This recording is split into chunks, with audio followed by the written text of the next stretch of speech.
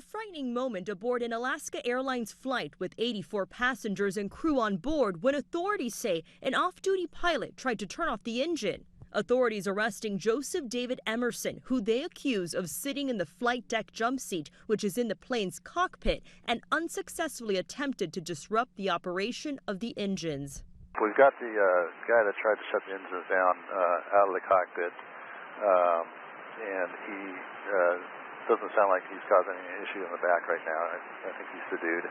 The plane was scheduled to fly from Everett, Washington to San Francisco, but diverted late Sunday to Portland following a credible security threat related to an authorized occupant in the flight deck jump seat.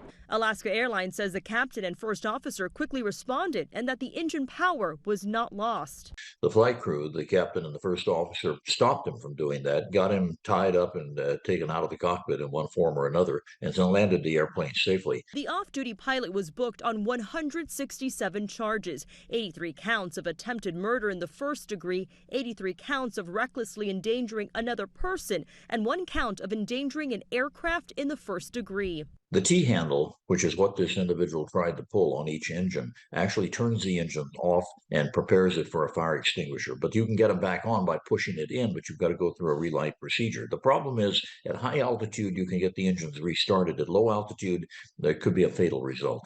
Officials now trying to determine a motive. A federal official briefed on the probe tells ABC Emerson was scheduled to be part of the flight crew on a 737 flight departing from San Francisco. A preliminary review of his work history shows a clean service record. Melissa Adon, ABC News, Los Angeles.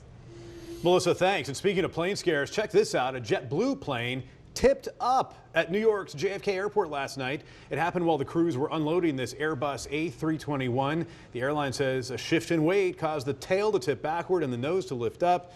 No one was hurt. JetBlue says it's reviewing the incident after that flight arrived from Barbados.